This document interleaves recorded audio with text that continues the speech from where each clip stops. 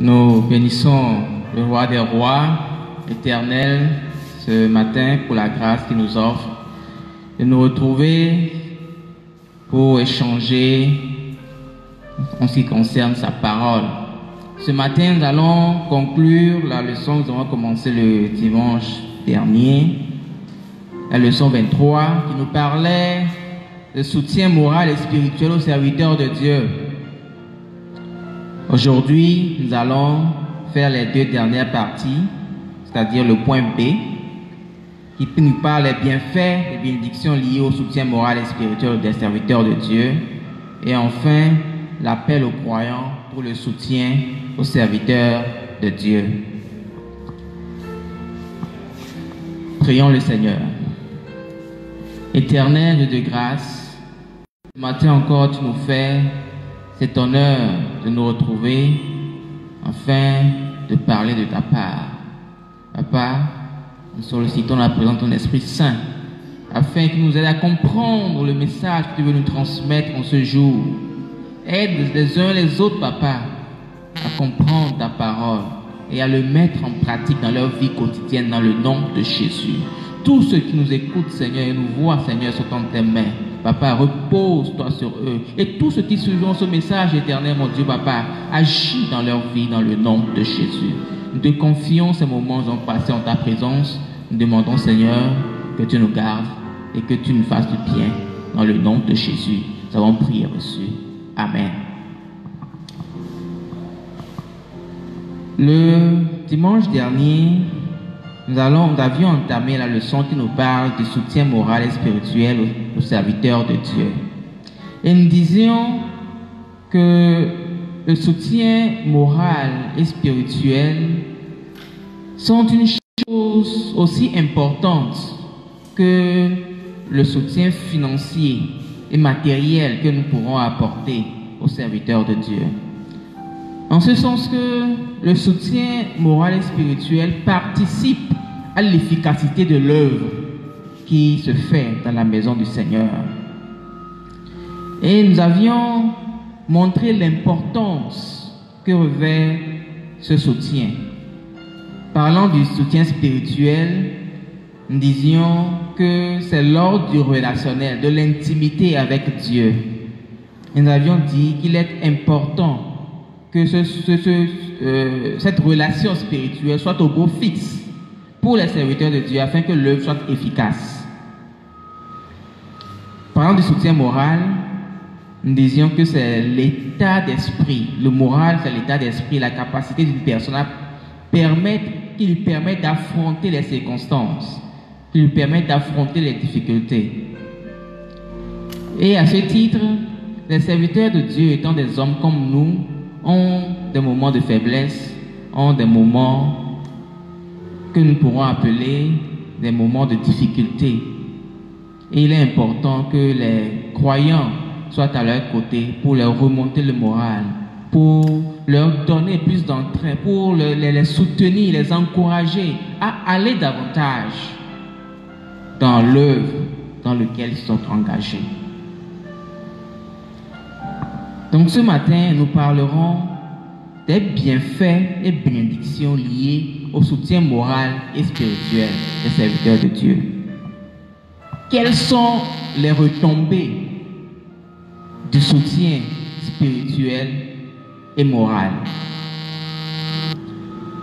Lisons dans Philippiens le chapitre 4, les versets 10 à 19. La Bible dit: j'ai éprouvé une grande joie dans le Seigneur de ce que vous avez pu enfin renouveler l'expression de vos sentiments pour moi. Vous y pensiez bien, mais l'occasion vous manquait. Ce n'est pas en vue de mes besoins que je dis cela, car j'ai appris à être content de l'état où je me trouve. Je sais vivre dans l'humiliation et je sais vivre dans l'abondance. En tout et partout, j'ai appris à être rassasié et à avoir faim, à être dans l'abondance et à être dans la disette. Je puis tout par celui qui me fortifie. Cependant, vous avez bien fait de prendre part à ma détresse. Vous le saviez vous-même, Philippiens, au commencement de la prédication de l'Évangile, lorsque je partis de la Macédoine, aucune église n'entra en compte avec moi pour ce qu'elle donnait et recevait. Vous fûtes les seuls à le faire, car vous m'envoyâtes déjà à Thessalonique et à 2 reprises de quoi pourvoir à mes besoins. Ce n'est pas que je recherche les dons, mais je recherche le fruit qui abonde pour votre compte. J'ai tout reçu et je suis dans l'abondance. J'ai été comblé de bien en recevant par Épaphrodite ce qui vient de vous comme un parfum de bonne odeur, un sacrifice que Dieu accepte et qui lui est agréable. Et mon Dieu pourvoira à tous vos besoins selon sa richesse, avec gloire en Jésus-Christ. Amen. Ici, ce passage nous donne l'exemple de Paul qui remerciait les Philippiens pour tout ce qu'il lui avait apporté durant son ministère. Et il disait que lorsqu'il était dans la détresse, les Philippiens ont été avec lui. Il dit, vous aviez bien fait de prendre part à ma détresse.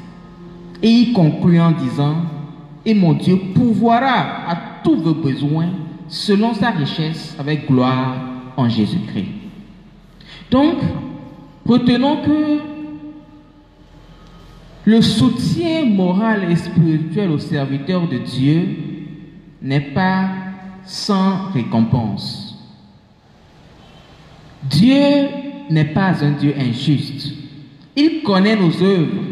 Il sait ce que nous faisons en tant qu'enfants de Dieu. Il sait ce que nous contribuons pour que l'œuvre puisse avancer. Et partant de là, Dieu sait récompenser les siens. C'est pourquoi dans Hébreux 6, le verset 10, la parole de Dieu dit, Dieu n'est pas injuste. Il sait récompenser. Amen. Donc les bienfaits sont multiples.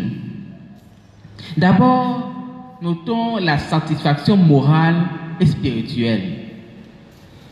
Vous savez, quand nous sommes amenés à soutenir quelqu'un moralement, spirituellement, à l'encourager, alors cette personne qui reçoit ce soutien est satisfaite, elle est réconfortée.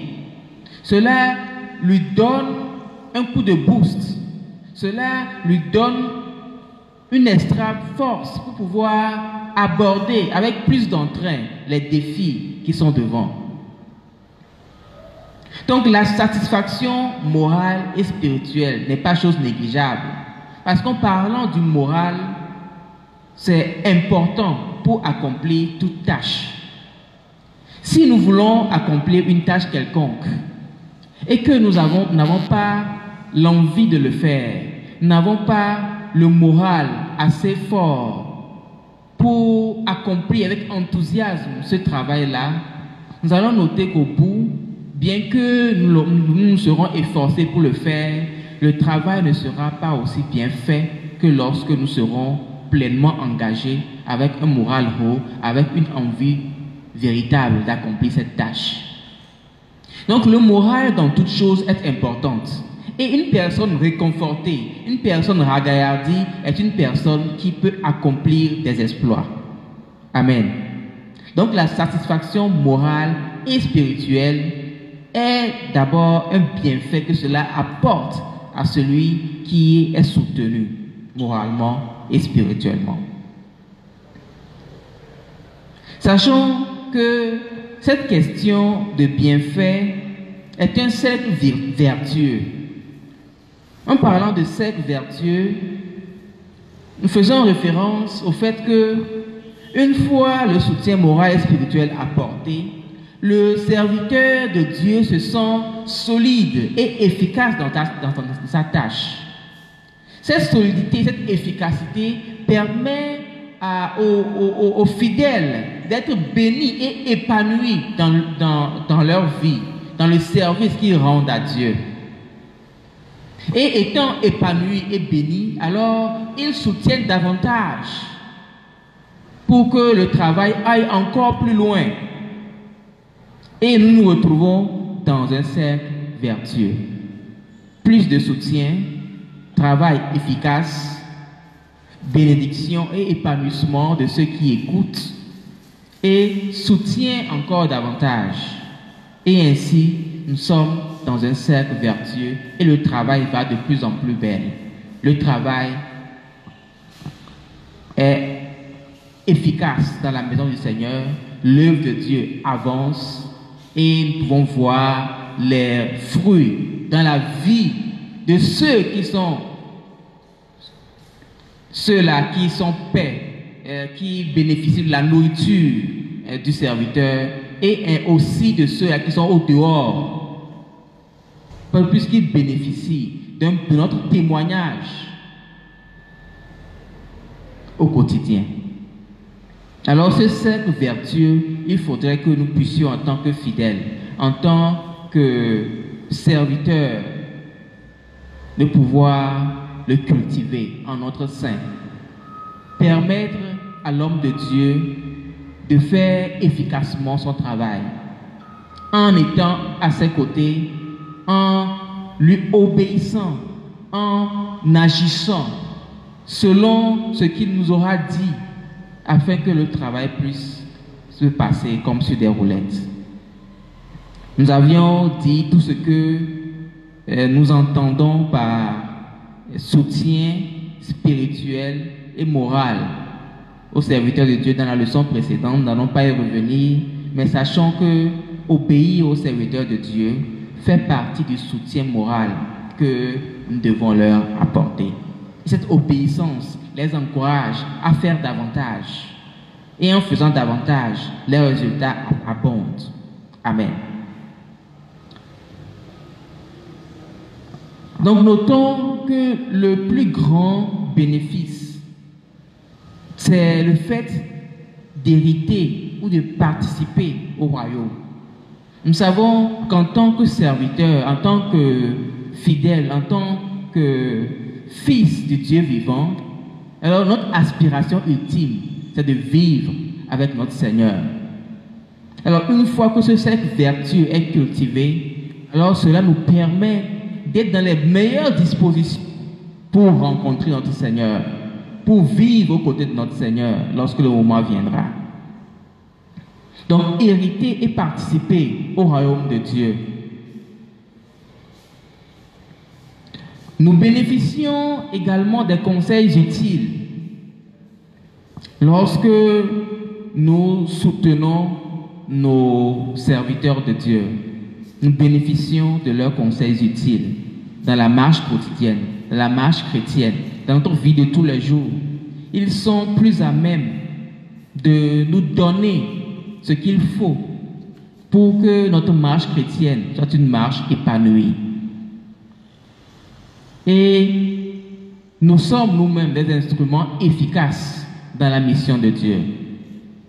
Parce que recevant les bénédictions que déversent sur nous les serviteurs de Dieu, les conseils utiles, les enseignements qu'il faut pour que nous-mêmes, nous puissions nous croître spirituellement, nous croissions spirituellement, alors cela nous permet d'être plus efficaces dans la mission du Seigneur. Nous sommes de meilleurs témoignages pour les uns et les autres. Les autres voyant notre vie, alors vont venir à nous et venir adorer le Dieu que nous servons. Parce que les fruits seront évidents. Amen.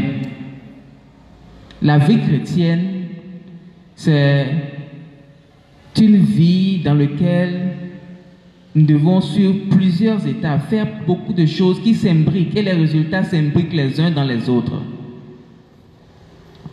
Le simple fait de soutenir nos hommes de Dieu, d'être à leur côté, de prier pour eux, ce qui leur permet d'être efficaces dans leur mission, nous permet en retour de mener une vie qui est agréable à Dieu, parce que nous recevons l'œuvre que le serviteur accomplit dans sa maison.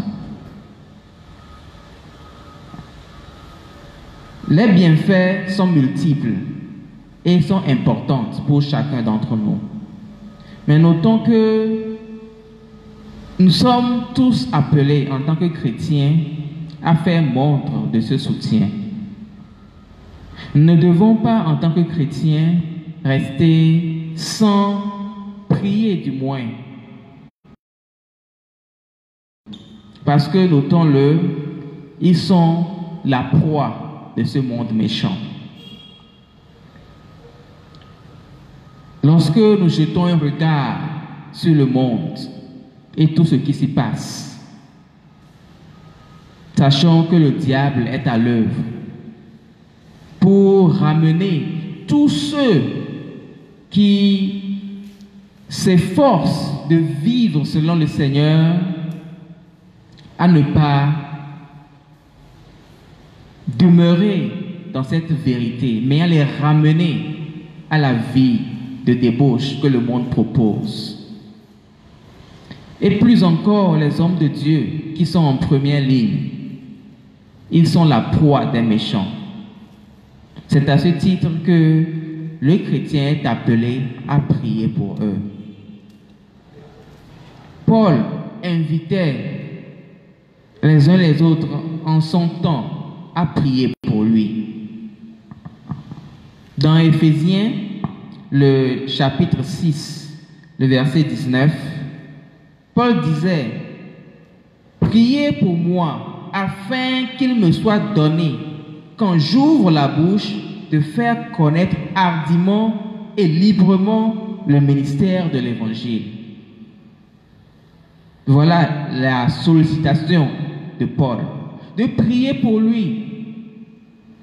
Et plus loin dans Colossiens 4:3, il demandait même de prier pour l'ensemble du corps des serviteurs de Dieu. Parce qu'ils en ont besoin. Ils ont besoin de notre soutien.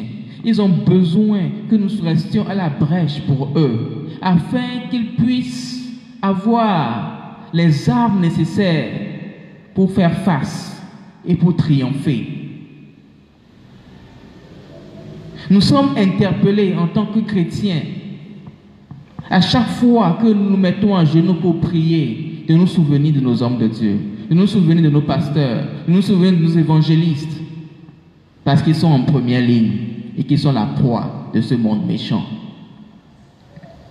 Et nos prières leur permettront de tenir ferme, de tenir droit, malgré les vents, la violence des vents.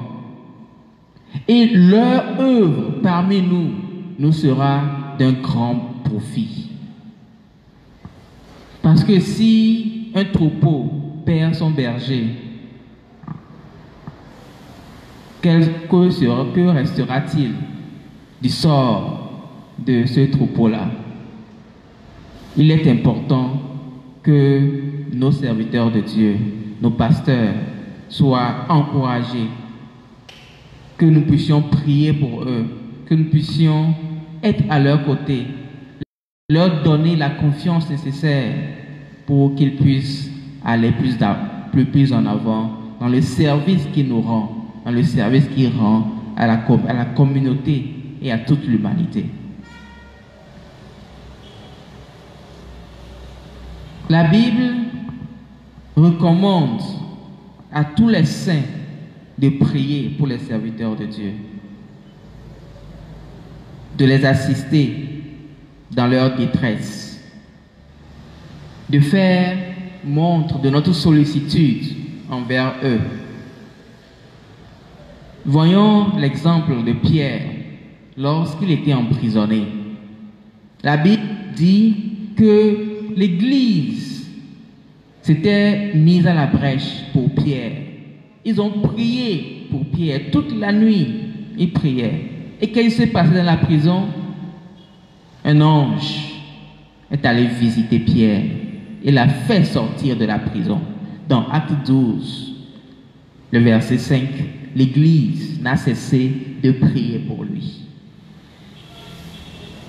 Aussi, quand nous voyons l'exemple de Jésus, lorsqu'il était à Gethsémani, il a demandé le soutien des apôtres pour prier avec lui.